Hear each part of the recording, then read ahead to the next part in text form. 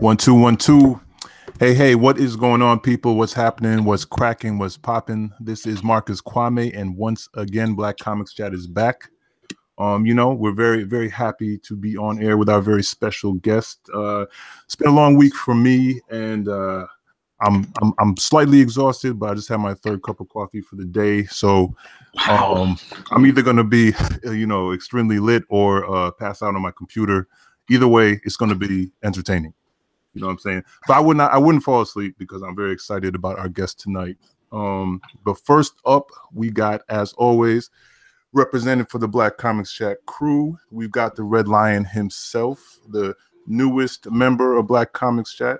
We got author and just super cool dude, Tony Snark in the house. What up, y'all? What's going on? I want to know when I'm not new anymore. So just let me know, down the road, if you're like, he's not new anymore, I just want to know. Actually, you know what? You're actually not new anymore. I like the new. I like the new. Actually, yeah, you know what? Yeah, I'll say the freshest member. There you go. And I also want to let you know that I got you. If you pass out, I got you. Thank you, man. Because I'm hoping it's just regular exhaustion and not the flu. So if it is the flu and I throw up, I'm gonna throw it to you in the chat, and I'll mute it before I throw up because I'm professional like that. Yes. I mean, I don't know how I'll figure it out, but I'm sure we'll do. I'm gonna just write vomit in the chat window. I think I should be able to muster the energy. Okay. But no, in all seriousness, I'm gonna make it through the show vomit free. I think I got what it takes. Nah, but for real. We are very happy, to have with us tonight, the creator behind Dream Fury Comics and Crescent City Monsters, which you can read for free. That's the introductory price of $3.99. We've got with us Newton Lilavois in the house. How you doing, man? Hey, I'm good, man. Thanks for having me. Oh yeah. No, our pleasure, man. Our pleasure. So yeah, before we get into it, I know you've heard the show, so we love to start out with the origin story and speak to our creators and let the audience kind of know you, where you're from, and how you first got introduced to comics. Yeah, so my name is Newton Lilavois, as you mentioned earlier, and I'm originally from Haiti, but I grew up here in New York City. I lived in all 5 boroughs except Staten Island, so I'm a New Yorker through and through. Yeah. Nice. Yeah, so I grew up in Brooklyn, currently live in the Bronx. And my origin story in terms of comic books is, I guess it's typical, right? So I was reading comics since I was a kid. I started getting heavy into comics when I was about 10 years old. And I fell in love with it so much, I started actually drawing my own comics. And I used to sell little comics to other kids in class. And so I stopped for a little bit, though, because I started getting into computer programming. And I was heavily into programming by the time I was like 11. So I kind of pursued that more as a hobby. I pursued writing as a hobby and pursued computer programming as a profession, and I kind of put that to the side for a little bit. Well, for a few, for I guess a couple of decades, and it wasn't until Kickstarter came along that I kind of like revisited the idea of creating comic books. I backed my first Kickstarter comic book project. It was called Shadow Eyes. It was by Sophie Campbell and Erwin Watson, and it's published by Spike from I believe. Iron Circus. You're right, Iron Circus. Yeah. So I was kind of intrigued by it because once I ordered the comic and I got it, it was this thick ass graphic novel. I love the story, love the art. Right. And I was like, you know what? I think I want to do this too. So Spike had produced these PDFs, and they were kind of an instructional PDF if you were interested in creating comics via Kickstarter. And I just went through that real quick. And after reading that, I was like, yo, you know what? This is definitely what I'm gonna do. So that's when it started. That was around I decided to start this endeavor around December of 2016. Okay. Yeah. Wow, cool. So actually, like, so crowdfunding, you know, really kind of brought you to it, and in the sense of like, you know, seeing other people use that as a path to creating their own work. Yeah, because before then, I never really thought of producing my own comics, and I've had all these crazy like business ideas. Like I mentioned, I was a computer programming, so I had a lot of ideas for startups, doing different websites, mobile apps, and so for years, I would always come up with some kind of idea, but then it wasn't until I saw the Kickstarter that I was like, you know what? I was like, I think I'm going to pursue this avenue of interest instead of the more technical avenue of interest. And I never looked back. I love the community, and the thing I discovered about creating independent comics is that there's a real strong sense of community there. People are always supporting each other, and the fans, the indie fans, are also awesome. I've got a lot of great feedback, so that's been really incredible. Cool, man. Cool. So yeah, I'm always interested, you know, as somebody, you know, I have a similar part of my origin story of being a kid and, you know, making comics and selling them. Do you remember what the first comic that you made was? Oh yeah, I could never forget, man. So it was a comic book called The Masked Men. And yeah, and it had I remember the first 3 original characters was this guy called Acro Ray. He was like an acrobatic cyclops sort of. And then he had like these 2 ninjas who were like brothers. And basically that was the Masked Men. And then I teamed up with this other classmate of mine, and he came aboard, and we started kind of collaborating creatively, and he added a couple of members. But then we had some creative differences, so you can imagine like 10-year-olds arguing about, the direction of a right. So I split up, and my comics were basically like loose leaf paper. I couldn't even afford like the white, the pure white like Bristol board or something like that. Yeah, so it was just on loose leaf paper, and I used to fold it in half, and so I called it Meaty Comics. And when the other guy, I remember his name was Cedric Richardson. What's up, Cedric, if you're listening to this? So he named his Major Comics, and we kind of competed for a little bit. So that was a little backdrop behind that. All right, cool. So like what were you reading as a kid? Like what do you remember what's the earliest book you remember picking up? So I got into real heavy into comics around 10 or 11 years old. And before then I used to see a couple of comics. So I think technically the first comic book I ever saw or read, believe it or not, was Power Man and Iron Fist.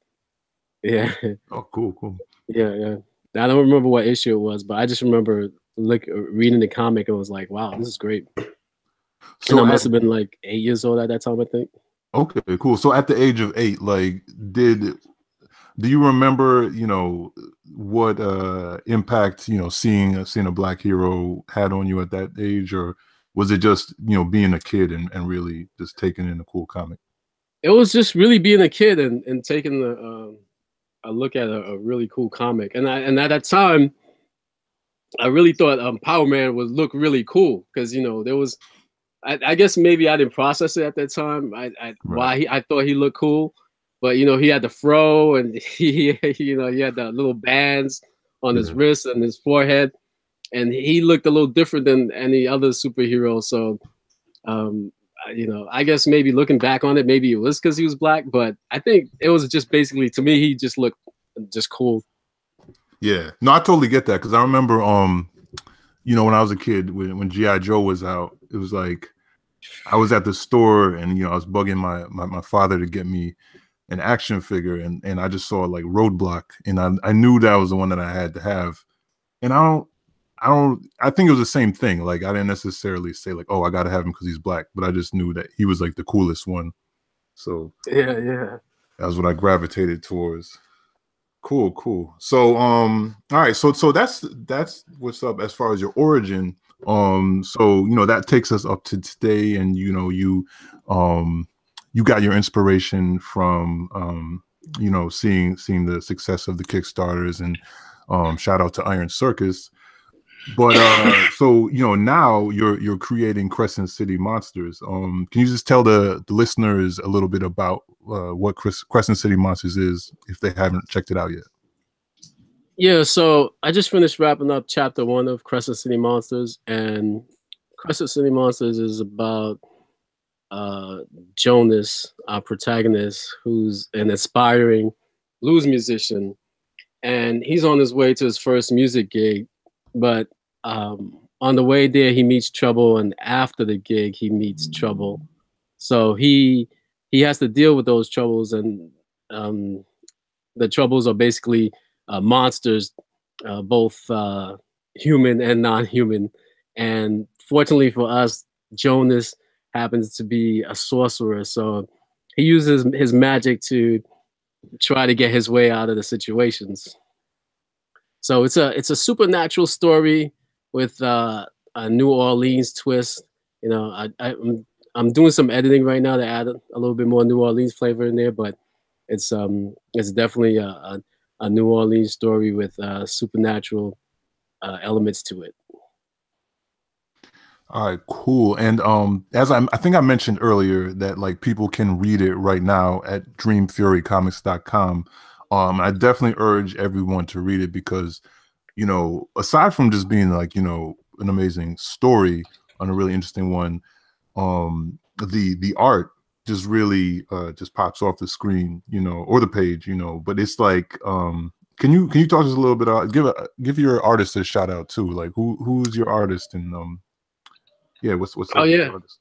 yeah my artist is Giancarlo Burnell. That's my man. He's dope, and saying that's an understatement right there. The guy his artwork is super dope, man. You gotta really check it out if you haven't checked it out. He hails from the Philippines. I've been working with him for about a year now. So and right now we're wrapping up. Well, we finished wrapping up number 1, it's chapter 1, and we're working on number 2, trying to decide what kind of direction we're heading with that art wise. We're exploring a few things, but as an artist, this guy is amazing. It's like it's a stroke of luck that I managed to find him, because it did take some effort to actually look through the artists and find the ones that I was happy with, and I'm really happy with Gian's work. He's really amazing. You guys, no joke, you got to check out his artwork on dreamfurycomics.com. You'll be amazed. Yeah, definitely. And I mean, it seems like you guys, I think even, I mean, I heard another interview where you were speaking about him, and it seems like you guys found your way to a good creative partnership. I mean, obviously it all flows, but like what's the process as far as, that collaboration and communicating the ideas to him, on the page and otherwise? Well, it's pretty straightforward. So he's in the Philippines, right? The time difference really doesn't make that big of a deal for us because we don't have any hard up to the hour, up to the minute deadline. So the time difference is no big deal. What I usually do is, believe it or not, I've never actually even really spoken to Gian, and I've never seen him face to face or anything like that. It's always been through Facebook Messenger, some kind of chat platform, or email. So what I do is I'll email him the script. He'll take a look at it. He sketches out the page for me, and I'll take a look at it and see if everything's okay. And pretty much 80% of the times, it's pretty much spot on. Or he'll tweak something in my script, like in terms of the panel layout, once in a while, and I'm like, whoa, this is even better than what I wrote out in terms of panel layout. So he's great at that too. It's not just the artwork; it's also his panel layout. He does some great work on that. I've been reading I read a lot of comics, as you would expect, and his panel layout is really spot on. And not only that, but believe it or not, he actually does the lettering too. Oh wow! What? Yeah, he does the lettering too. That guy works hard, man.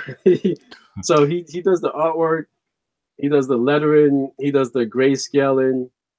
I mean, the guy does it all. He's amazing. So I'm, like I said before, I can't stop saying that I'm really fortunate to have him in my corner and be working with him. And the funny thing too is, he originally wasn't gonna be my letterer. I was like, hey, Gene, do you know any letterers? And he's like, yeah, I know one or two letters. So he gave me some recommendations. But I was kind of busy at that time, and he was like, you know what? I'm gonna put some placeholders in for you. So he was gonna do the lettering and just placeholders and stuff. And so after like 4 or 5 pages, I was like, this dude should be doing the lettering. I was like, I don't think I need a letterer. Right. So yeah, and the funny thing is, he wasn't even really comfortable with it. So that's why he was like, you know what, these are placeholders. Don't expect this to be the permanent thing. But then he was doing such a great job. I was like, look, Gene, I'm just gonna pay you as the letterer, right? He's like, all right. And he learned spot on. And the amazing thing is that there were people who I've seen comment on his lettering. They were like, wow, the lettering is really good. And I was like, man, this guy, Gene, is incredible. He keeps surprising me. So I hope he has more surprises in the store, because we're working on chapter 2, and there's a couple of new things artistically that we want to work on. I don't want to talk about it, but if we could pull it off, it'd be great. So Gene, if you're listening, make it work. I mean, looking at the pages, I have them on the screen. This looks amazing. This is crazy. Yeah. Like I love the art. Yeah, it's got that really strong sense. You mentioned the grayscale, but he also is really just adept with the shadows and the whole the high contrast, black noir type artwork and shadowing, and it's just like it all comes together into this like really tight storytelling package. Yeah, and it's not even so. There's one of my favorite pages. I mentioned this before, and I'll mention it again. One of my favorite pages that he's done is not even the action page. It was this one page where the protagonist Jonas is talking to this girl Charlotte, and she's on the bike, and they're just talking. Yeah. And when I looked at the page, I was like, yo, he did a really good job on this page. And then I just so he gives me the page in the Photoshop format. So you know how everything's layered. So I removed the layer for the lettering, and I just looked at the page itself. And I was sitting down there, and then it just blew me away. And I was like, yo, look! I was like looking at the way the body movement of the conversations they were having. It matched exactly like the mood of what the dialogue was. And I was just like, I just got goosebumps, I was like, yo, this is killer right here. And it wasn't even the action page. It was just a simple page with just dialogue. And I was just blown away by that. So it's not just the combination of artwork and panel layout. It's the way he draws the characters too. It's amazing. And sometimes I'll look at the pages over and over again, and I always discover some tiny little unique thing that I didn't see before. So it's always, so I can never get tired of actually reading this webcomic. Yeah, man, definitely. And you know, speaking of web comics, do you plan, you know, being that issue 1 is complete, like do you plan for issue 2 to also be available on the web comic? Yeah, definitely. Look out for issue 2. Right now, I'm really trying to focus on getting the Kickstarter going. So I'm doing a lot behind the scenes with that. So I decided, you know, I'm gonna ease up and stop, take a pause for a little bit, and start chapter 2 after the Kickstarter. So, but I definitely plan on having chapter 2. But I may put chapter 2 behind a Patreon page. So it may be subscription based. It depends on how the Kickstarter project goes. All right, cool. I mean, well, I mean, looking at this, I mean, I don't think this will be a difficult sell for anyone. So let's talk about you know your story, and let's talk about writing a little bit. Like, what's your process as a writer, and how you approach this story? So when I started, I did a lot of research, and part of my research was in looking into the actual process of writing, right? So they have these online classes, they call them master classes, and they have different authors who have a couple of them. So I bought a couple of the master classes, and one of the things that they recommend is you do an outline before you do your story as part of the process, and after you do the outline, then you do the whole story, right? So after reading that, I was like, I kind of just went a 180 out. So excuse me. So the thing about me is that because I'm starting new at this with this whole writing for comics, I'm in the process of discovering my own creative process, right? And so what I'm discovering is at this point, maybe it might change in the future, but I'm at the place where I'm more comfortable with, I have a general outline, and it's a very general outline of the story. And for me, if I waited to create a whole complete outline and then do the story, I would never have started this. I would have went through the whole, oh, I don't like this sucks. I'm gonna start over and rewrite things. And if I waited until I actually wrote out a whole story, I would have never started it. So what I did is, all right, you know what? I have the general outline. I'm gonna write. What I do is I write 5 pages at a time, and that wasn't the real plan. It just happened to work out that way. So I discovered though, in writing 5 pages at a time, I kind of like feed off what Gene is doing. So when he brings back the artwork and I'm looking at it, I think about what we just did for those 5 pages, and I think about what I plan on doing for the next 5 or 6 pages. And based on that, you know, I continue writing the story. So it's more of an iterative process where I'm working off just a general plot line and what I'm getting back as I'm reading the story. Because at this point, I realize I'm feeding off the story. I never really, for me, that's right now, that's the best way I work. I actually feed off the visual story. I'm a very visual person, so when I see my comic coming to life by the artist and I see what they're doing, it kind of helps me know what direction to take the story in, if that makes any sense. But that's my writing process right now. And the funny thing is, it's totally opposite of what I did research in, what they suggest the actual successful writer does. But maybe eventually I'll get there. You know, as a writer myself, I think one of the things that I learned early in my process is that your process is whatever it is that gets those pages done. Right. And, you know, because a lot of people try to talk about, oh, you know, a real writer writes every day, or a real writer does this. Yeah, you know, what a real writer does is puts things on paper when it moves them. Right. So, you know, if this process works for you, dude, just work with it. Because obviously you're having fun, which is the most important part. And you're producing the work, which is obviously important. So, you know, your style may mature and be more of what you're doing, you know? So at the end of the day, it's whatever you get however you get the work out. At least that's what I've learned. Yeah, man, I totally agree with that, especially the part where you say the fun part. To me, when the fun part comes in, when you start actually, you visually see what the artist is creating, and you really start getting into it. You're like, wow, this is dope. This is, and the funny thing too is when you're writing, you see the story one way visually, right, and then the artist comes back and he does his thing, and you're like, yo, this is even better than I imagined, right?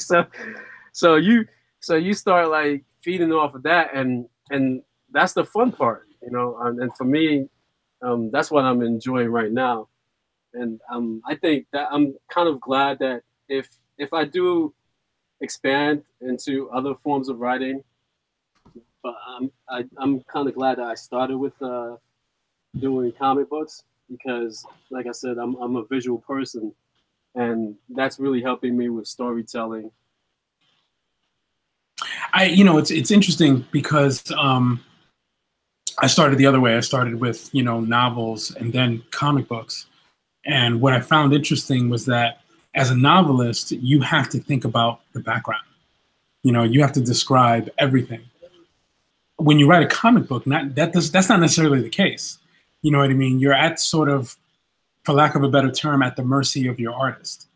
You know, and if your artist has a great imagination, the part that I love is that, you know, you kind of describe what it is, but the artist brings it to life in ways that you just never see until you actually see it. It's amazing. Yeah, that's the part I find amazing too, because like you said, you don't really have to describe a scene, right? You can describe it as much as you want, but there's only a certain limit. You don't want to limit your artist and put too much details, right? You just want enough to convey exactly what you want in the panel. And it's amazing when an artist can actually kind of just elaborate on what you're writing, and it feels sort of like he's also writing the book too, in a way, you know. It's sort of like just it's a really cool partnership that I really enjoy, because you know, mostly if you're writing let's say something that's not a comic book or a graphic novel, you're pretty much writing on your own, right? You're creating something that's solo. But when you're a writer artist combination for a comic book, it's more of a collaborative effort, and I really enjoy that collaborative effort part of it. You know, I haven't really looked into the solo venture part, but right now I think I'm really gonna stick with the collaborative effort with artist and writer. Yeah, well, I mean, you got an incredible team, you know, just with the two of you right now. So I mean, it's definitely not broken. So I don't see any need to fix it. Yeah. So you know, I mean, speaking about all of that, right? Like the kind of, I mean, one thing I really like is the way you're talking about the whole symbiotic relationship too as creators, because you know, it is a medium where, like, as Tony said, you know, in a novel you have to really be descriptive, and you have only, you know, your prose to lean on, but like, you know, an artist can influence a writer and the other way around, and it kind of becomes an ongoing thing, especially with what you were talking about with your process of writing 5 pages at a time.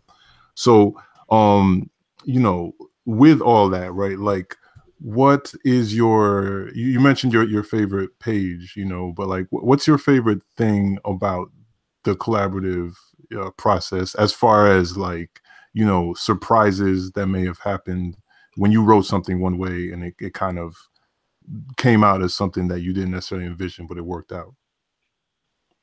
Wow, that's a good question. Let me think about the pages real quick in my mind to see what page really surprised me. You know, there's Gene surprised me in a lot of the panels. You know what surprised me the most is there's this one panel, well, a couple of panels where this guy's vomiting Oh, snakes. the snakes, yeah. When I wrote it, I Yo, was that was that's a like the dope one panel. thing. Yeah, I was like, man, I was like, I hope this doesn't come out cheesy. You know, I hope he can really pull this off. Those panels was the most surprising panels because the way Gene did it, it came out dope. Like that was like okay, this is definitely believable. It was like, I mean, not Yeah, believable like snakes can come, that many snakes can come out of somebody's body, but believable like the way he drew it, like you could right. see that happening, and he pulled it off, and I was like, that was one of the set of the panels that was the most surprising. Yeah, Yeah. I'm looking at this one where, you know, the dude is, I mean, I don't want to give away too much, but like where the dude is, it's like a profile view, and you know, our protagonist is driving off on the motorcycle, and you know, the police officer is vomiting the snakes, and it's just like really that alone, that panel by itself, and like you said, like the whole page is really crazy, and it definitely makes you feel like if snakes could come out of somebody's mouth, you know, that's what it would be like. Yeah. Those are the exact words I'm looking for. Yeah, that's really cool. So one thing, you know, that I think is really interesting. I mean, as we're recording this, you know, this is the week after the Oscars, and you know, um, Get Out was definitely one of my favorite films, if not my favorite film of 2017, and you know, that was a film where, you know, Jordan Peele really just took, you know, the horror genre and you know, combined it with just race and commentary on race, and in a way that just worked so perfectly. And like and you know, and this past week, you know, he won a well-deserved you know, Oscar for best writer. And like, to me, I am fascinated about the places where, I mean, I don't know if you would define your book as horror, but like, for lack of a better term, you know, um I'm fascinated by the idea of the intersection of, like, you know, horror and the Black experience or race, you know, especially in America, because I mean, the Black experience in America in many ways has, you know, been horrifying at times. And like, you know, in your first issue, you kind of, you know, the idea of race is present throughout the story. You know what I mean? Like, your protagonist is a Black man, and it's 1963, you know, and he's in the South, and you know, without even having to really say it at times, it's just present there in the story. So I guess my question to you is, what do you think, what are your opinions about the idea of, like, you know, race and horror or thrillers or things of that nature, and like the ways that the combination of the two can be like fertile ground for storytelling? That's a good question. Again, I think it's an untapped source of storytelling right there.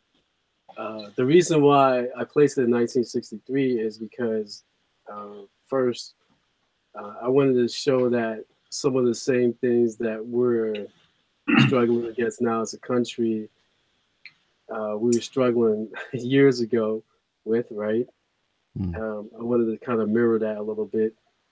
So, and the reason why I like 1963 is because right now, in terms of the way people view what's going on with Black people in the police, there seems to be many viewpoints, right? People argue that no, this is fake news. People aren't, and you know, I've heard this before. You know, they're like, well, news don't tell the whole side of the story about these police shootings, and in a way that kind of negates the problems that minorities may be having in terms of their interaction with the police, right? Yeah. So, but in 1963, you can't really argue that, right? It's literally a black and white It's literally a black and white thing. This stuff happened. You can't say that there weren't any racist police and that there wasn't any malicious police out to get black people, right? So you can't really argue with that in 1963. If you do, that would amaze me. Right. And then the second thing is that with when you think about what happens in the black community and horror and some of the things that we face, you can create so many stories based on that. Based on prejudice and biases, and you can flip so many things around. Because what I find is, even though I live in New York City, I've traveled back and forth to the South a little bit, and you kind of get the viewpoint of what's going on the other side, and you realize that some people on the other side don't really view themselves as prejudiced, right? And when you interact with them, it's the weirdest thing. I can't even really describe it. It's not even racism. I call it lack of empathy for minorities, because you'll encounter people who aren't necessarily racist, but they definitely do not understand or feel what minorities are going through. And so being able to explore even things like that, little nuances in what exactly is racism or levels of racism, and incorporate that into different stories, and especially horror. Get Out was amazing. And when I watch movies, I'm really critical of like what makes sense and what doesn't make sense. That movie, in my eyes, was flawless. I saw nothing wrong with that movie. Right. In terms of the story, the way it was directed, everything, acting, everything about it was perfect. I hope there's a lot more people who go into exploring ideas like that but in unique ways, in ways that is horrifying, because I forget what's his name, Peele. Oh yeah, Jordan What's his Peele. full name? Jordan Peele. What he did was amazing. What he did in that story was really amazing. And if you could see if people can write more stories like that, where they put a twist to things that are common, especially in the horror or the supernatural genre, that would be dope. And I think he really opened people's eyes as to what's possible in that genre, in terms of what they can do with exploring racism and biases and just general Black experience in respect to that genre. So that's a long-winded answer. Yeah, no, I mean, it's a great answer, and I think that I think it's really cool, and I think it definitely needs to be explored further.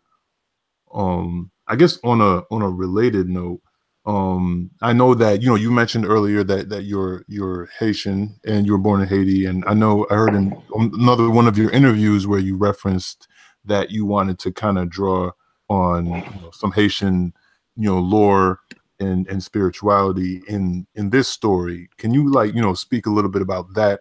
And also my other question for you is does the pop culture representations of voodoo and of Haitian culture, do those bother you, and did you feel like it was a part of your mission to kind of represent? So I kind of ignore I don't really see a lot of the pop culture of voodoo and Haitians, but when I do, it's very irritating. Right? I don't, so especially the way Haitians are portrayed on TV. I forgot what. I think the most annoying was that Will Smith Bad Boys 2 movie. I think they had some Haitians and Jamaicans up in Miami. Oh yeah. those I was like those I was like those characters are Haitian. But Yeah. so yeah, what I wanted to do is I wanted to kind of represent the Haitian religion of voodoo. In this first chapter, you don't really see much of it because that's just the way the story is structured. You don't really see much of Haitian voodoo, but later on you will.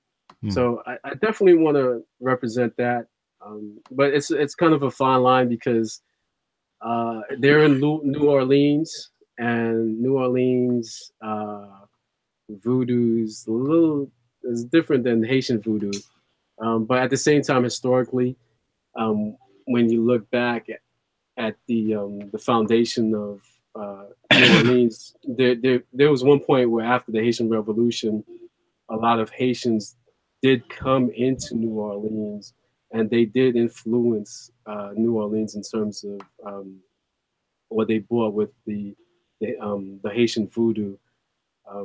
But I think it's been changed a little bit, so it's not exactly the same. So I'm walking the fine line of trying to represent Haitian voodoo versus New Orleans voodoo. There are a lot of similarities. So I guess it's writer's prerogative as to whether or not I'm gonna follow more one than the other. I'm mostly probably gonna follow more Haitian voodoo. But and now that I think about it, I remember there was this is kind of off tangent, but there was a series, American Horror Stories. I haven't watched it, but I remember they showed a character, and his name was he was supposedly supposed to be I think he was supposed to be one of the voodoo Haitian Loas, but when I saw the way he was represented, I realized they had misrepresented the wrong Haitian voodoo Loa, and that kind of upset me because I was like, with research, you could have realized that I think in American, I I might be switching this around, but I think in American Horror Story, his name was Papa Leg Bob, but it should have been Baron Samedi, or maybe the other way around. But when I looked at it, I was like, they've got the wrong Haitian voodoo Loa. So things like that, where you need to kind of get the right characters and represent everything right. That's one of the things I want to fix. I also want to kind of fix or represent what voodoo means to people, because I'm writing a horror story or a supernatural story, so of course there's got to be some kind of elaboration or maybe even slight exaggerations on things, but I want to represent voodoo for what it really is. It's a religion, and that's what it is. It's not witchcraft, it's not anything that people should really be afraid of. It's a religion that people follow, and this religion is a Haitian religion. Well, not necessarily just a Haitian religion, but an African religion that Haitians managed to keep with them. They hid it from the slave masters, and for me, that's really a profound thing, and it's kind of weird or like unusual to hear people who are even Christian kind of legitimize the voodoo religion, right? Because as Christians, we're led to believe that people who practice voodoo, that's witchcraft. That's not really a religion. It's a cult.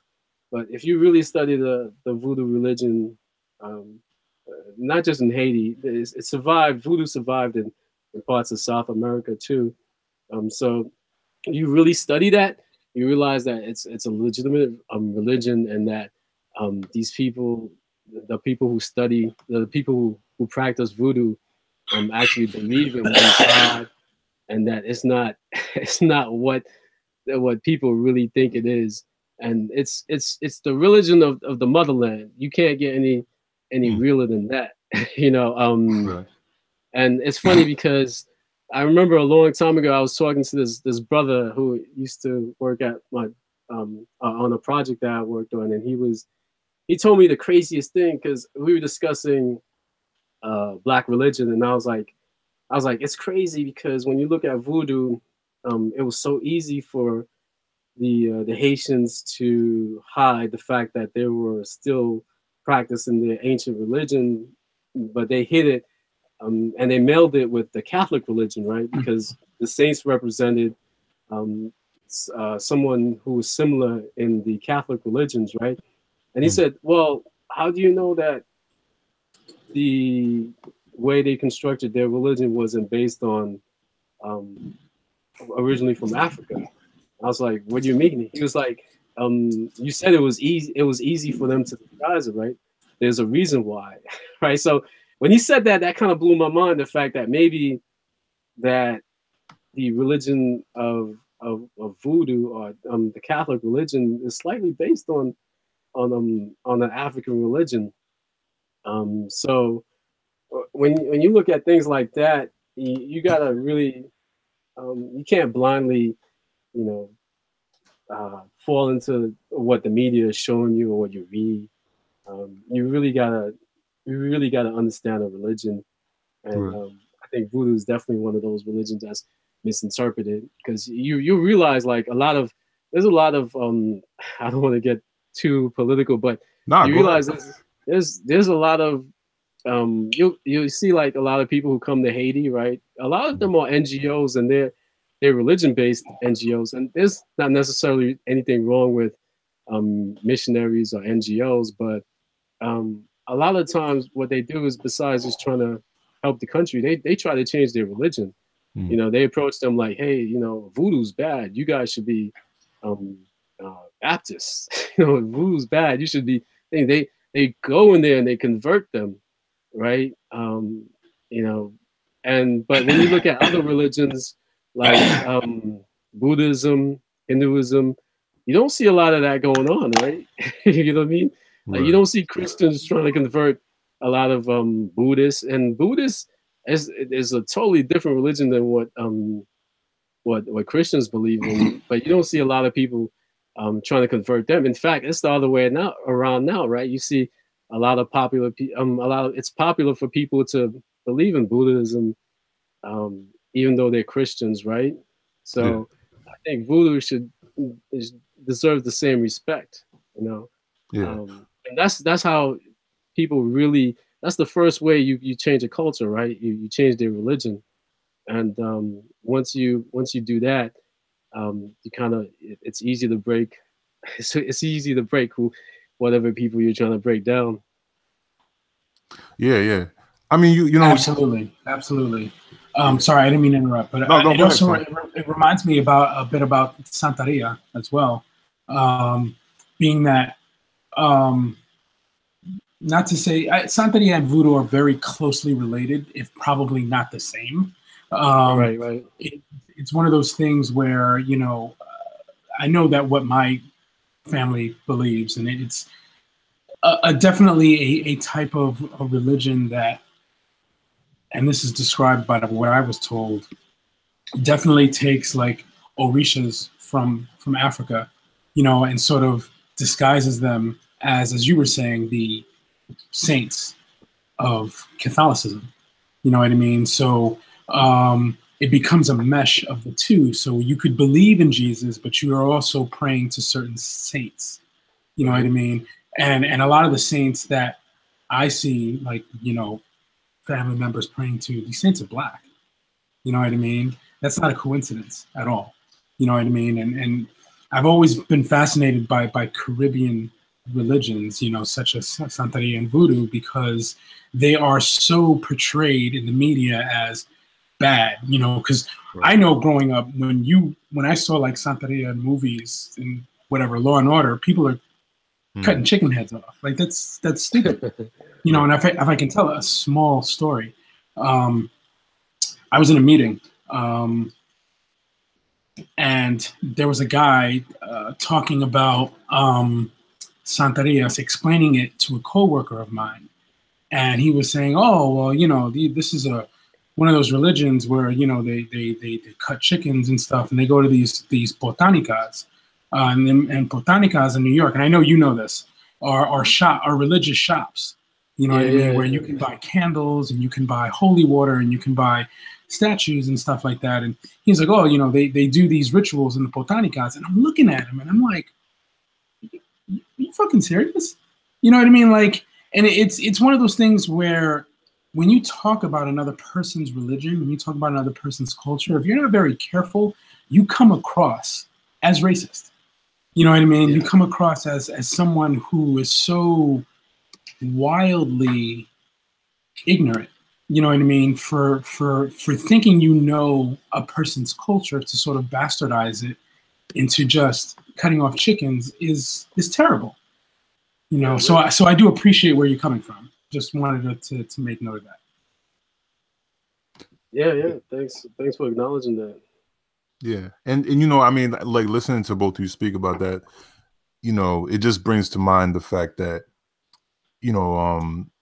fiction and popular culture, it can work positively or negatively, to shape people's perception of a group of people, of a faith, of whatever, a country, and just like, it's funny because you mentioned Bad Boys 2, and and you also referenced thank you for also referencing the bad representation of Jamaicans, because like in the 80s, like that was a thing I would see everywhere, in addition to the the representations, the quote unquote evil Haitian people, is like these kind of just weird caricature versions of Jamaican people.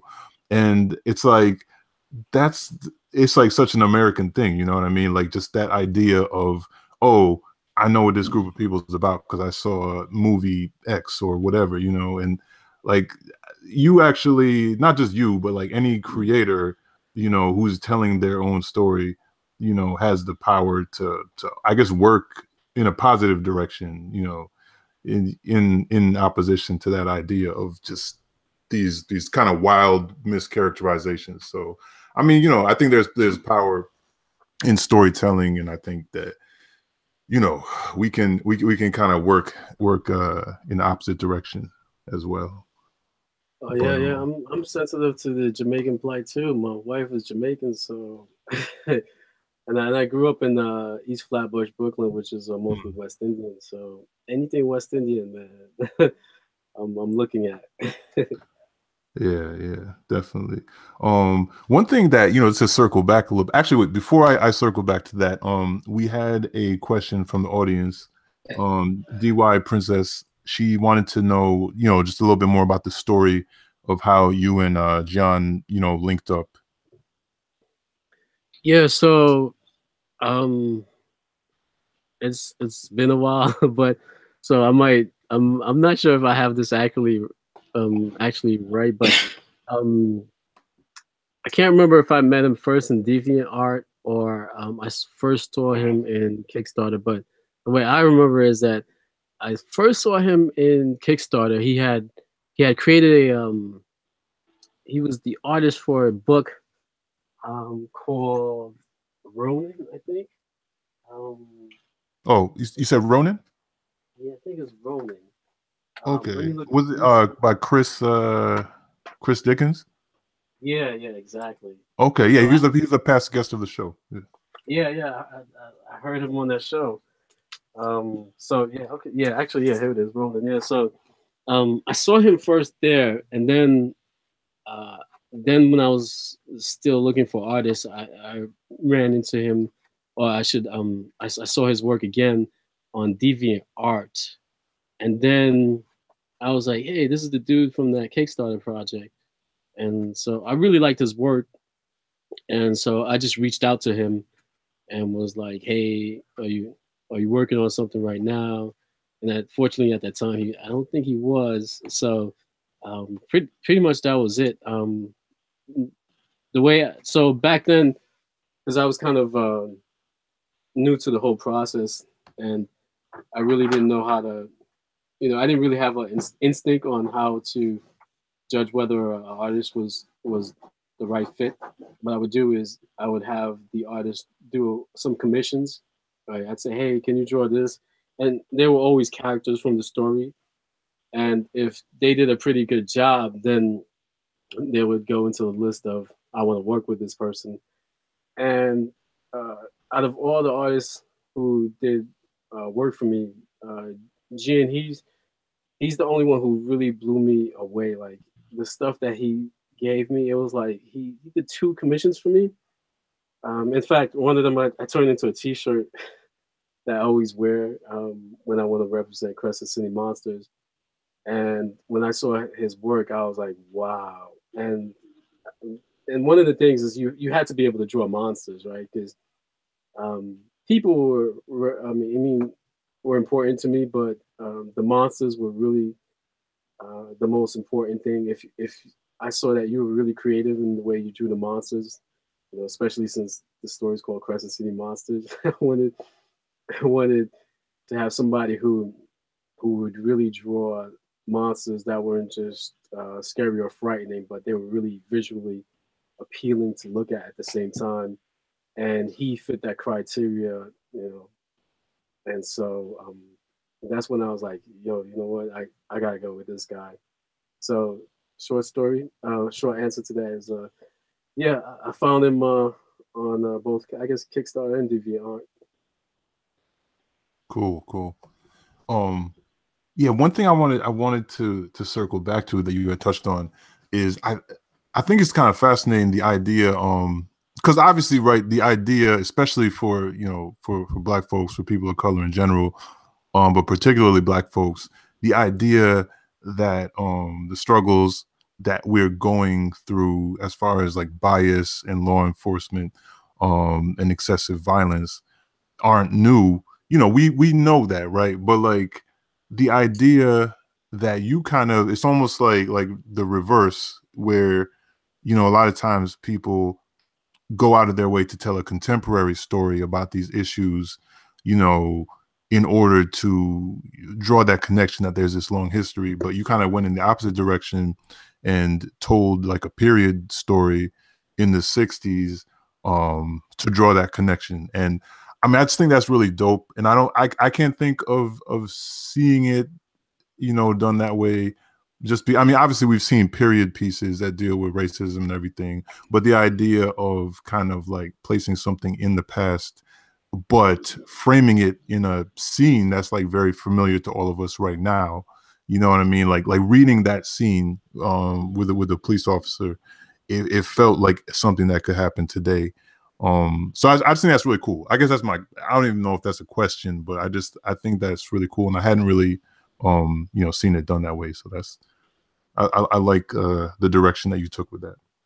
Yeah, thanks a lot. In fact, I like it too. And I'm kind of torn right now because I'm at the point of the story where the original idea really was to start in 1963 and then fast forward to present time.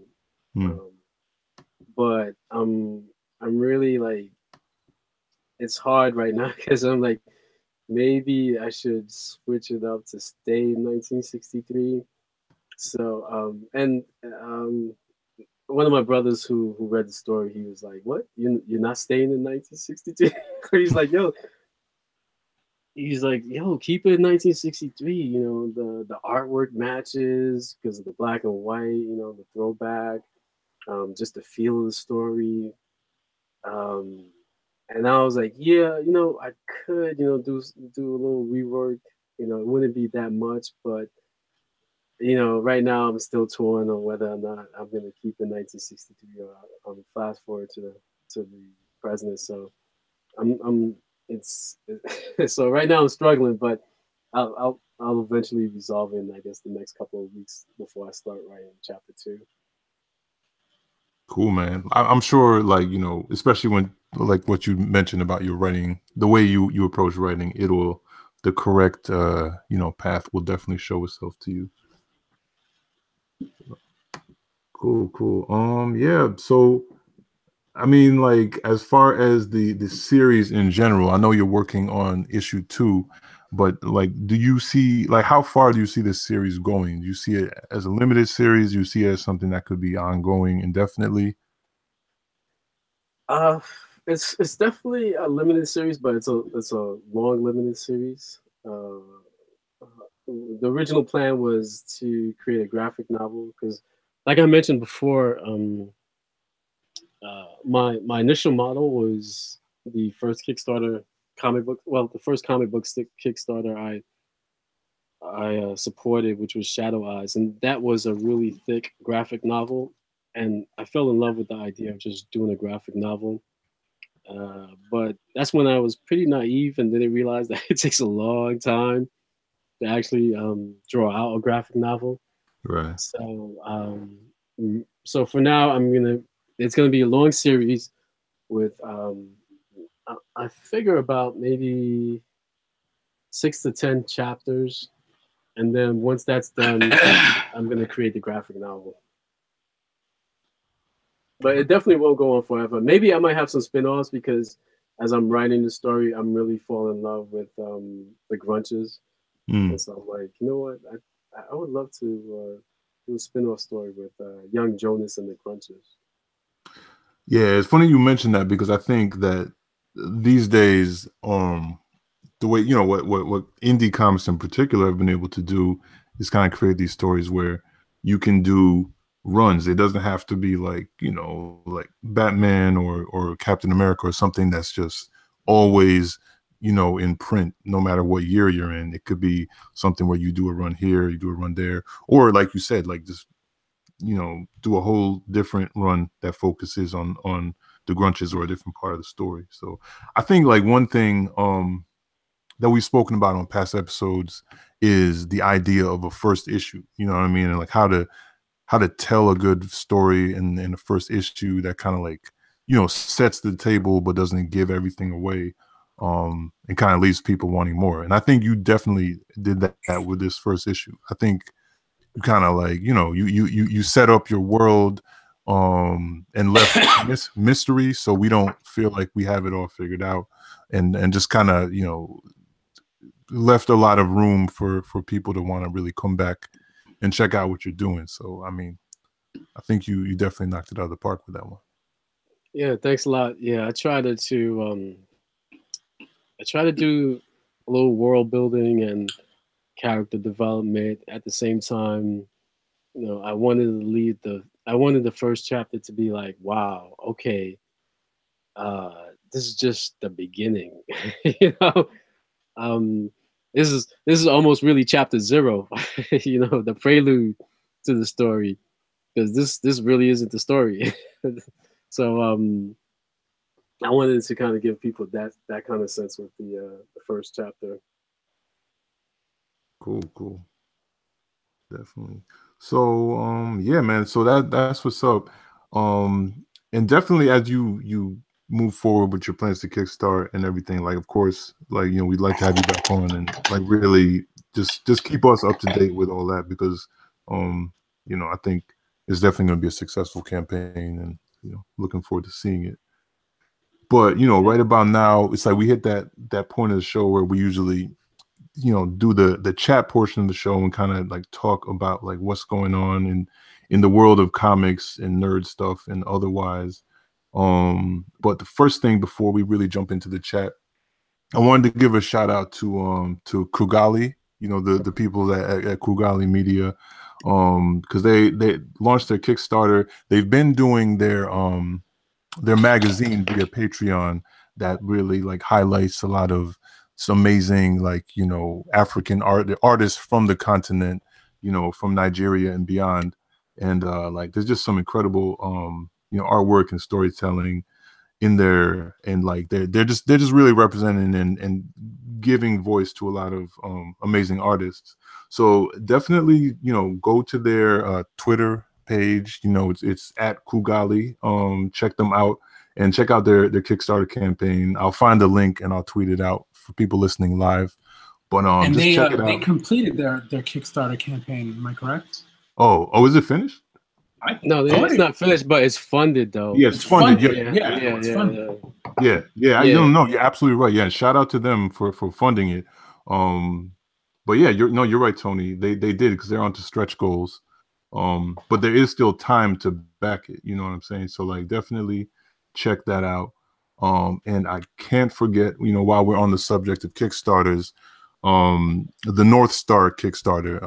We recently did an interview with the creators of the North Star. And the full title is The North Star, The Emancipation of Frederick Douglass. Then just check that out too. I'm going to tweet the link to that as well.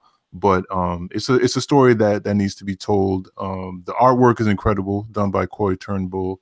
It was written by Baron Robert Bell and edited by Robert Jeffrey, friend of the show and like 4-time guest.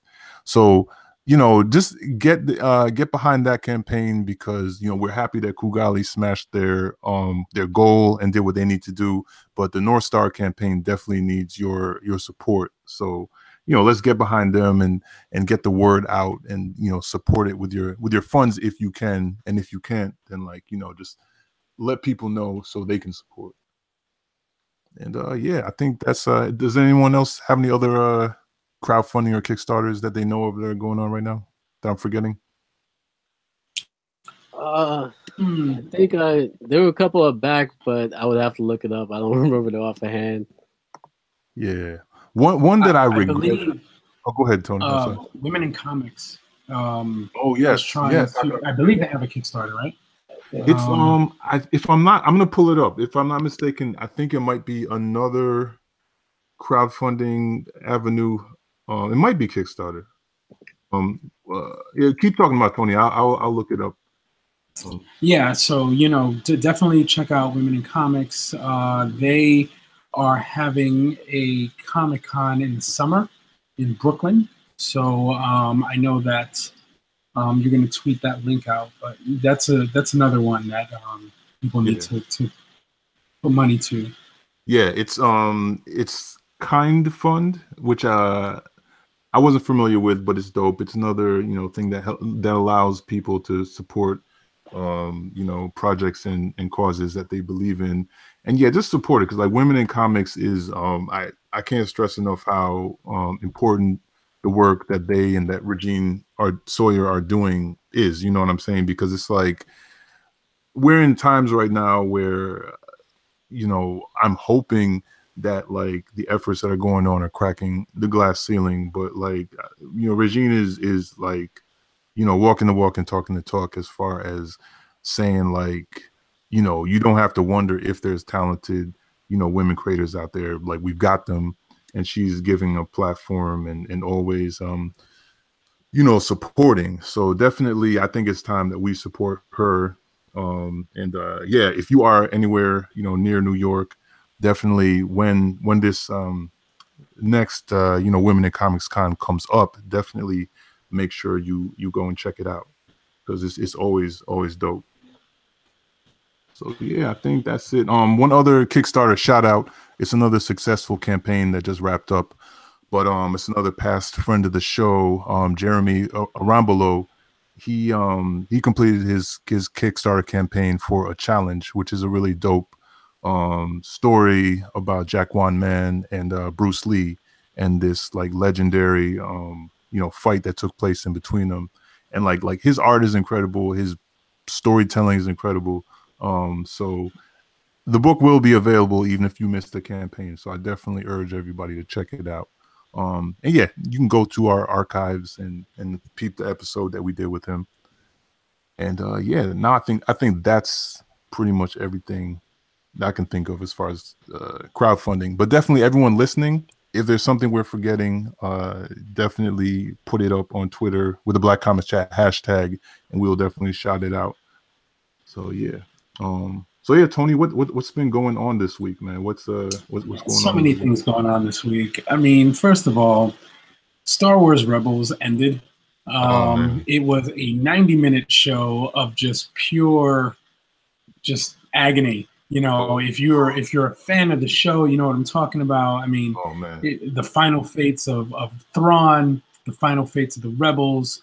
And what I was really impressed is that they were able to sum up so many things and pretty much launch what I think is probably going to be the next chapter which I would hope. I mean, they left the ending was so open ended that it makes you wonder: is there another show in development? I'm not really sure. You but know that Disney probably doesn't want to leave the money on the table. So man, I'm going to tell you, and I'm not going to. It just came. Like I said, it was Monday that it came. I'm not going to do any spoilers. Maybe that's next week. But there's so many things that happen that I need to talk about. That it's just crazy, and I think that I look forward to seeing what they possibly can come up with. But they made a lot of connections to things that we needed to know. Oh wow! Okay. So that was Monday. I also see that Voltron season 5 has debuted. I haven't seen season 5 yet, but I will. I'm still in the mourning period, so I want to just use Voltron as a way to sort of get back. Yeah, from Rebels. But yeah, so that came out. Jessica Jones season 2 just dropped. How is it that people have already seen all the episodes? I don't know. Don't these people work? I mean, I'm just like, what the fuck? So that's something I'm definitely watching at least half of it this weekend. Yeah. Atlanta, the second episode, again another funny show. It's truly Robin season, as they would say.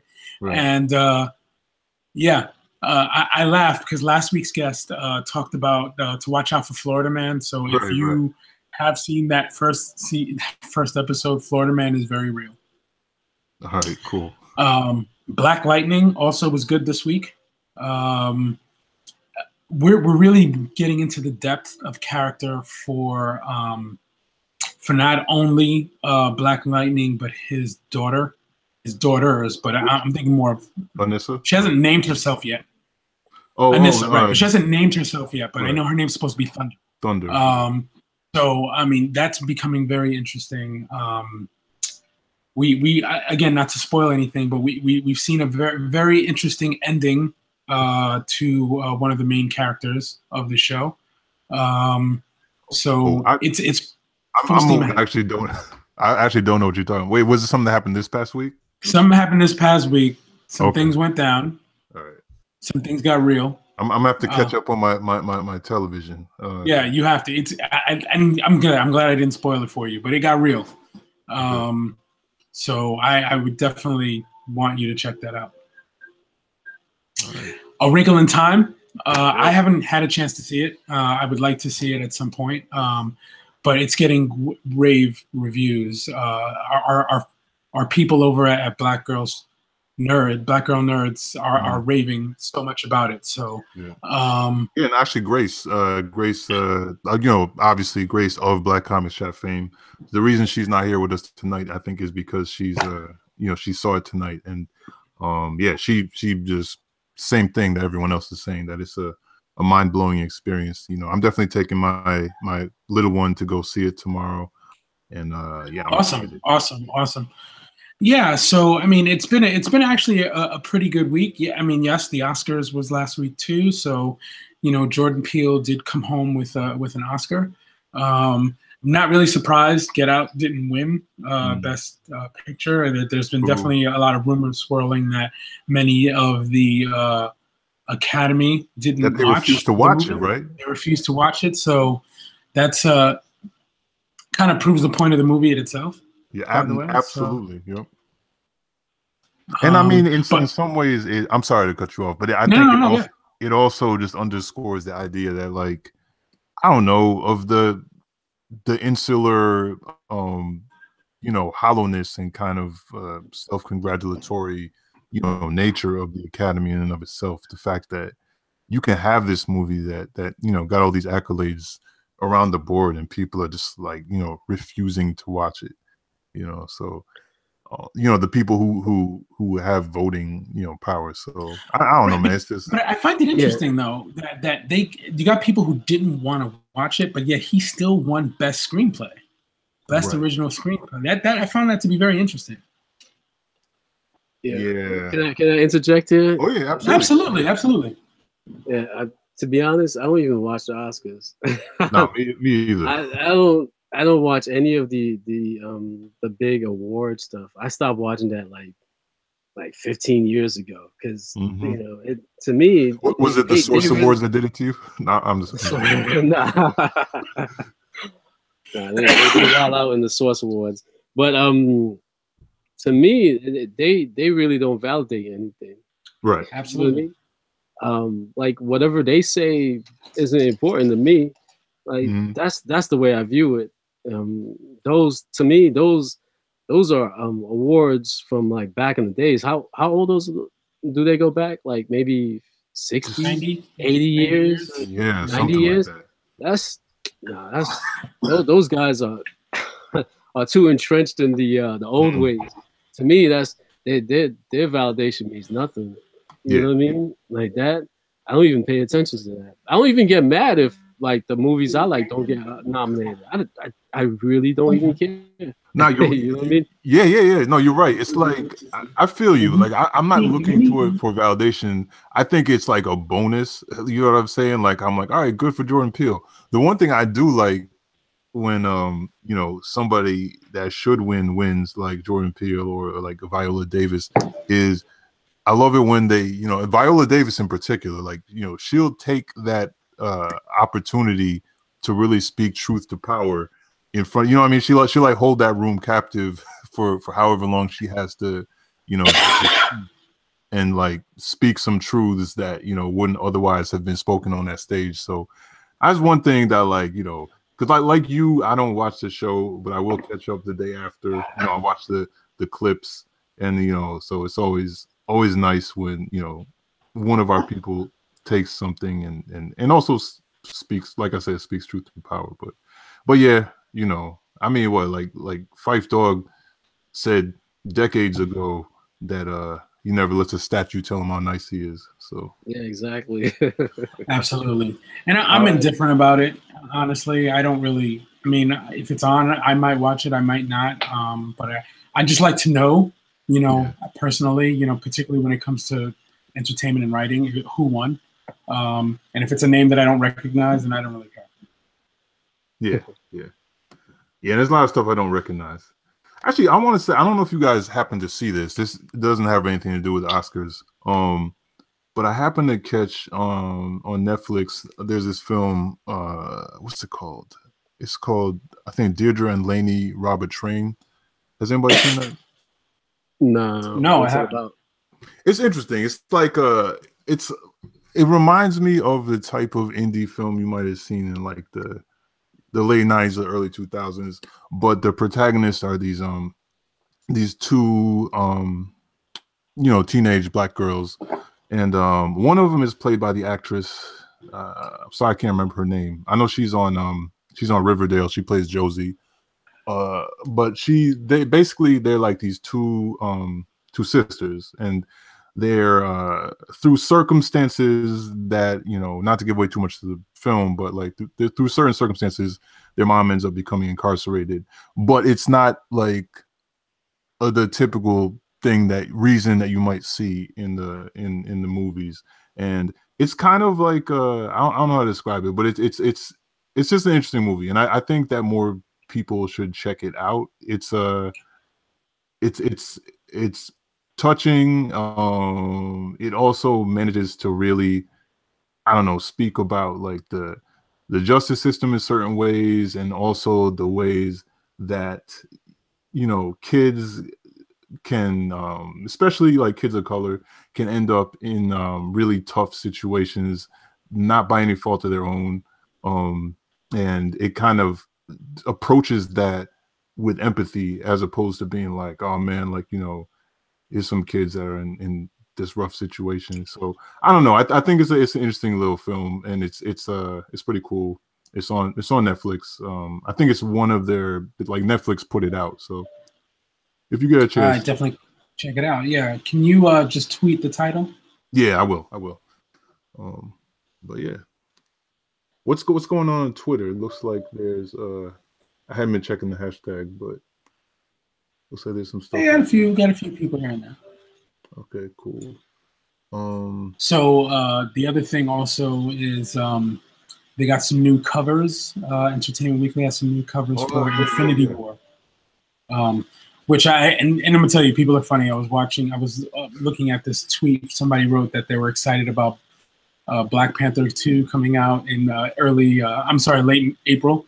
That's what it is, right? It almost feels that way. It is Black Panther 2. Black Panther and Friends. T'Challa. Black Panther and Friends take on Thanos. Right.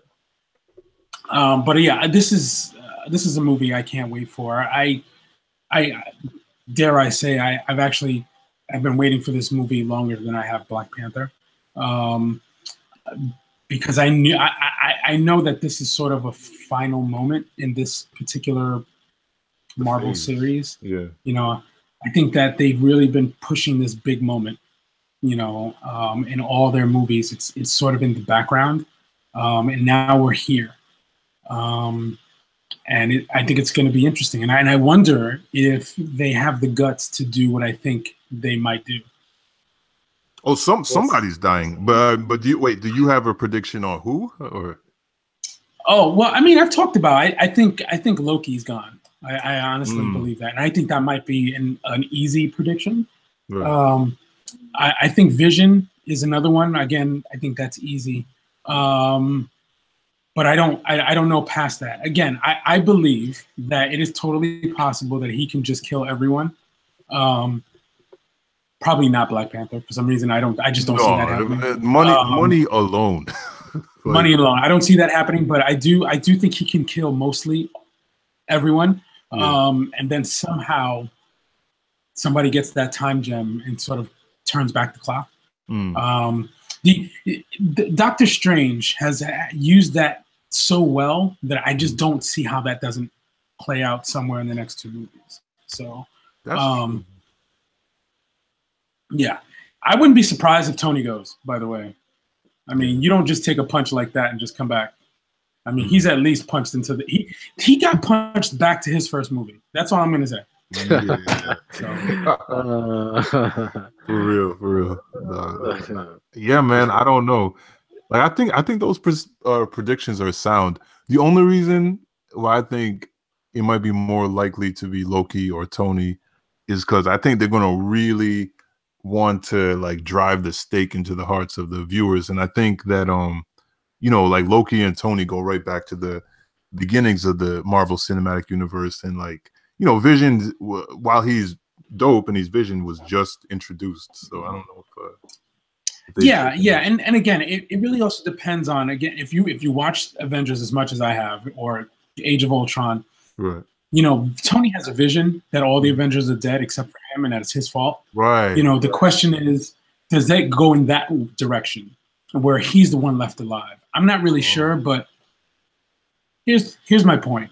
Marvel has so many movies coming out after this.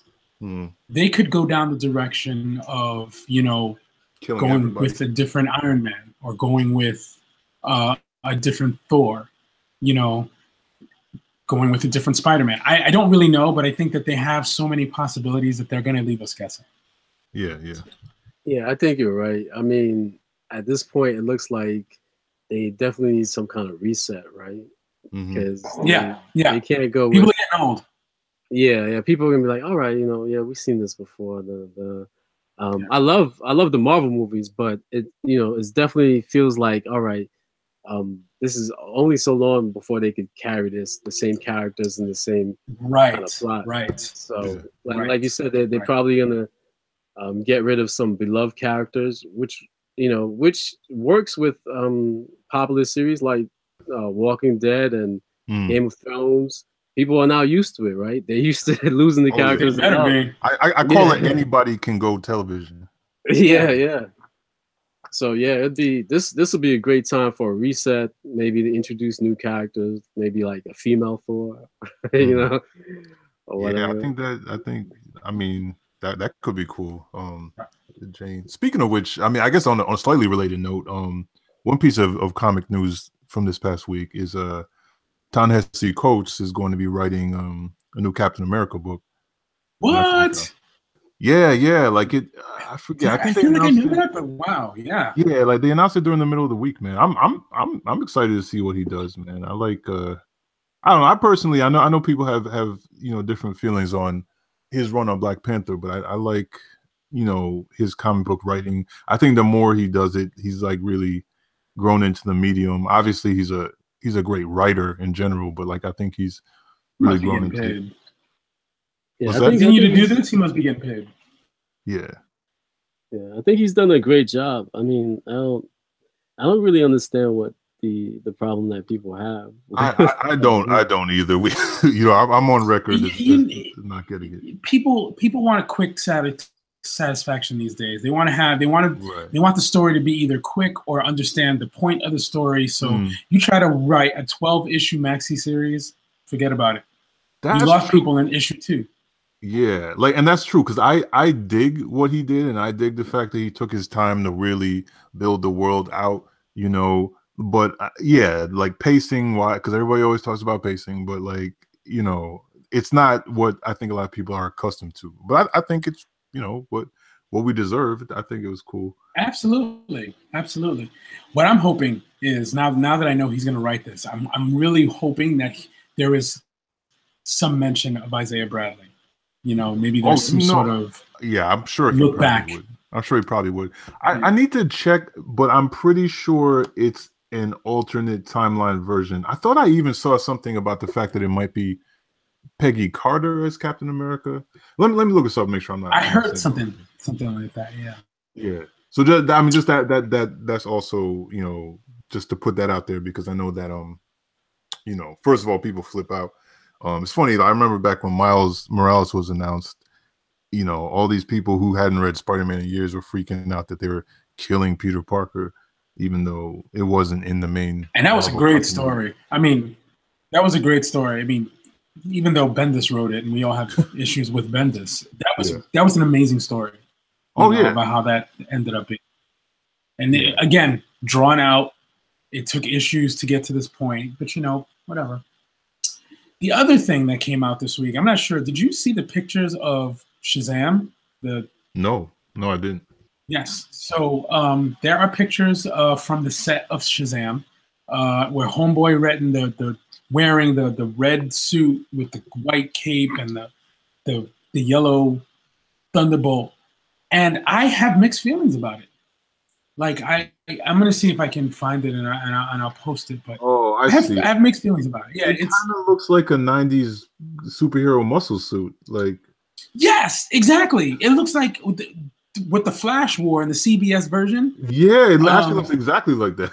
But my issue is, and this is if The Rock is Black Adam, The Rock doesn't need a puffy suit. It's just him. So why not cast The Rock? You really expect me to believe that you're going to beat him? Right. I don't know. Yeah, this is kind of crazy. I'm looking at this. This is bug. They should have cast The Rock. With the jet black hair, it's crazy. Yeah. Huh. Interesting. I mean, that's a whole episode in itself. What DC is doing. Like, I don't know. I want them to win, but they're just kind of all over. I think we all want them to win, but it's just not. It's not in the cards right now. Yeah.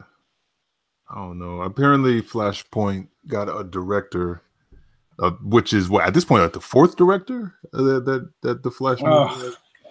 Like, I don't know. I was pulling for the brother that had been directing it. What's his name? The guy that directed Dope.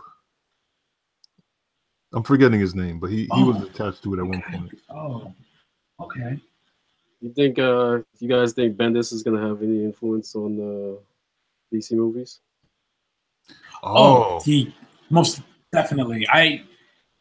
It'll be interesting. They gave him Superman first. It'll be interesting. I will tell you, I'm not a crazy Superman fan, but I would say that what they've done to Superman over the years is just ridiculous. You know what I mean? Like, first they depower him, and then they overpower him, and then they kill him, which over the years they've killed Superman like, what, 2 or 3 times? Yeah. Then they brought the 80s version back. It's just like, pick a lane and stick with it. So Batman seems to stay the same no matter what, but you change Superman, who's your iconic character. So I don't know. So yeah, to answer your question, I think that's probably why they put Bendis on Superman, to sort of fix to fix it. Yeah, So yeah, I can see that. You know, I mean, I know people have mixed feelings about Bendis. I do think that he can, you know, some stuff is hit or miss, but I think he can tell, you know, a good story. And I think that, like, to what you're speaking to your point, Tony, like the idea of how they've been all over the place with Superman, I do think that Bendis could probably do something interesting. So I mean, hopefully, maybe there's some type of direction that helps the DCEU get on track. But right, I mean, essentially, he's dealing with a blank slate at DC. You know what I mean? It's, you know, as he did with Marvel, you know, when they gave him the Ultimate Universe. I mean, and then he did wonders with it until it was great until it wasn't. So he might do great things with Superman. Yeah, I think so. But I'm going to tell you, Tom King is killing Batman. Oh yeah, absolutely. He's doing absolute great work. I actually started reading Mr. Miracle too, that he's writing. Tom King, that dude. That dude knows what he's doing. Yeah, yo, I will pretty much read whatever he writes. Like his we talked about the Vision on the show, right? Like his Vision series. Yeah, we have. Oh yeah. Like he see that alone, man. I would love to see, you know, let him write a screenplay for that. With, you know, speaking of the Vision, like that was just and that's the thing. As a writer, I so appreciate the nuances of storytelling, and Tom King does it in such a way where it's like it makes you want to put down the book and just start writing, you know. And I appreciate that, because the only other person that's made me do that is like Chris Claremont, you know what I mean, from X-Men. And I think Tom King really knows how to tell a story in a comic book format in the way that I would want to see it. Yeah. No, that's really true. Yeah, man. Did you get a chance to read Vision, Newton?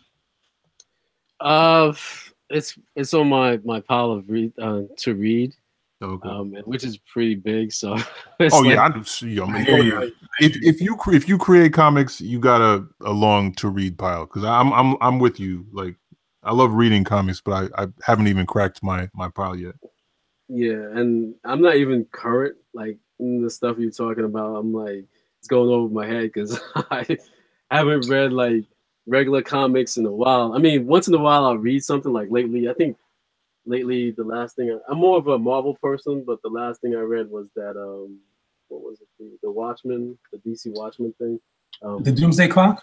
Yeah, the Doomsday Clock. I read So I like that a lot. And then I happened to pick up Batman.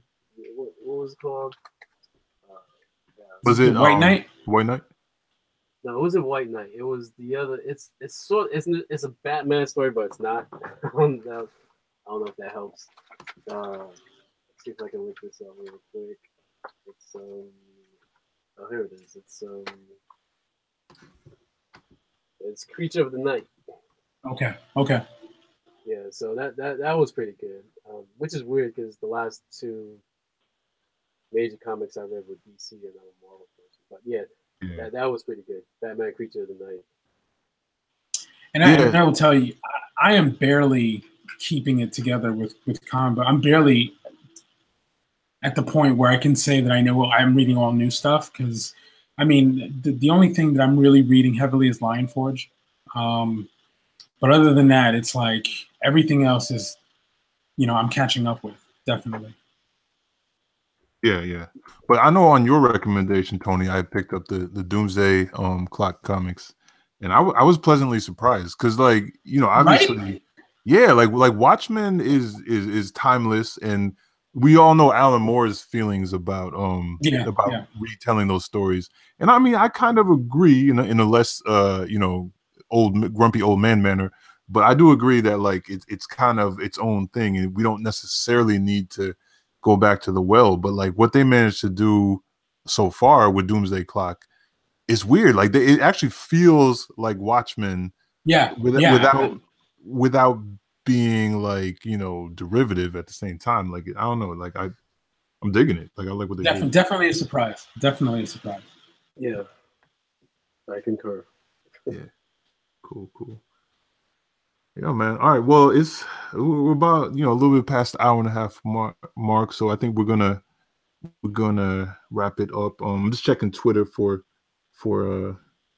audience feedback. I know there was one question DY Princess asked, is there a Fantastic Four character in Infinity War? I didn't think so, and I feel like I don't think they've worked out the Fox totally worked out whatever they're going to do with Fox yet. But I don't know, does anyone else know of that? Who She knows? said that there was a 4 in the art, which I didn't notice, but I don't know. Yeah. Who knows? That's all I can tell you. Who knows? We haven't heard any hints, and who knows? Okay. I doubt it, but I never know. Just to introduce a character and Yeah. out of the blue. I mean, you'd figure that they go with everybody they've already set up, right? I mean, I think the only character that they've kind of not really give a backdrop story or official is the Hulk, right? Yeah, and I think that I think you're right. And if they did introduce anybody, I think it would be some of their phase 2 people, which I don't even know if they'd bring them in this early yet. Either way, yeah. I mean, Captain Marvel's probably going to be in this, I believe. I'd have to check like IMDb for all that stuff, but who knows? Who knows? I think it would be a perfect time for Reed Richards to show up. Although I would say, where the hell you been this entire time? Right. I don't know. You know what? I take that back. Now that you mention it, yeah, it would be the perfect time to introduce new characters, right? Especially if you're resetting things, right? Yeah. But I just feel like this is like a big story already. You know what I mean? So like, it definitely, if there was a Fantastic Four, it definitely couldn't be an origin story, just because there wouldn't be room to really properly tell an origin. So, and then like you said, like if we were to believe that they've already existed, then like, where have they been? Exactly. I mean, there could be several things. They were stuck in the Phantom Zone, whatever that is. That's true. It's fine. Yeah, well, maybe it's gonna be a 3-hour movie. I'm okay with that. I'm okay with that. Me too. Me too. In fact, I wish Black Panther was the 4-hour cut. Oh man. I want that 4-hour cut. Man. It didn't even that was like what, 2.5 hours? It didn't even seem like that. No. Cause I was sitting on the edge of my seat grinning the whole time. It kind of went by. But I will say I do play Battlefront 2. And every time I score like a big win, I just want to scream out, "Is this your king?" Yeah. No, that's the new that's the new thing. That's the new thing. Yeah. That's what's up. Man, I gotta check out Battlefront. I'm still, because I don't have a lot of time for gaming. I'm still on PS3, and I was kind of salty that system didn't have a Battlefront game. So, because I used to love Battlefront on PS2, but I know. PS2 Battlefront. Oh my god. Yeah. That was my joint. One day, when PS4 comes out, when PS5 comes out, I'll get a PS4. There you go. Yeah, man. All right. Well, I guess we're gonna wrap it up. But Newton, it's been a pleasure having you on, and definitely, like, we we'll be heavily promoting you whenever your Kickstarter drops. But tell the people like all the places that they can find you on the internet. Yeah, so first, I appreciate the support, man. Thanks a lot, and thanks for having me on the show. And in terms of being able to support us, just go to Dream Fury Comics. That's DREAMFURY comics.com to check out the webcomic for free. Please sign up for our newsletter. That's the best way to keep in touch with us. That's the best way to find out when the Kickstarter campaign is going to start. Then that's going to start in 2 to 3 weeks. So I don't have an exact date. So sign up for the newsletter to find out when that starts up. And if you sign up for the newsletter and submit your address, we send you some cool Crescent City swag. Also follow us on Twitter, Instagram, and Facebook at Dream Fury Comics. and that's pretty much it. So the best way to support us is to follow us, retweet us, and once the Kickstarter campaign starts, just hit us up with some pledge support, and I hope to be seeing a lot more new followers in the next day or so. And that's about it. Okay, cool. Are you hitting any conventions this year? It depends on if I get this Kickstarter campaign started and I have the material in hand. I think it's a little too late for the New York Comic Con. I'm gonna try to squeeze in the Comic Con happening in Charlotte, North Carolina. Shout out to Charlotte. That's my second home. Okay. I love Charlotte. I love the people there. They're really cool. So maybe if I get the material, then I might try to hit up the Charlotte Comic Con. I heard that was a pretty dope Comic Con, and if I could squeeze in any other time in between the smaller Comic Cons, then I'll try to. But like I said, sign up for the newsletter to find out whether or not we're hitting Comic Cons and when we start the Kickstarter campaign. Okay, cool. And Tony, you're part of an exciting new comic project that's coming out. So you want to? It's actually it's funny. It comes out next week in comic book stores. So Puerto Rico Strong by Lion Forge Comics. It comes out next week. I kept saying like the end of March, and that's only for Amazon orders. So if you ordered your book on Amazon, I believe you get it the last week of March. But you could have more than one copy. That's okay. Remember, all proceeds go to Puerto Rico. Yeah. So I may just head down to Midtown Comics on Tuesday and just like start posing in front of this comic book. That's real, seriously. So please, anyone, if you need to check that out, just follow me at Latin Negro. It's one of my pinned tweets. For you to order the book, but again, at this point, you might as well just wait till next week to get a copy. You could also follow me on Instagram, same name, Latin Negro, and on Facebook as well. So I'm excited. You know this. I'm excited, and hopefully this leads to more comic writing opportunity. Yeah, definitely, and yeah, order it in whatever way works for you. But if you can, order it through your local comic book store. Absolutely, definitely do that, because I basically let my dude at my comic book store know, like, anything from Lion Forge that comes out, just put it in my box, and he does it faithfully. So it's I gotta go pick up my comics. It's I got nice. 3 weeks worth of comics in my box, because it's been real the last few weeks. But I'm gonna Marcus, what's up? Where can we find you? You can find me at marcuskwame.com. That's KWAME.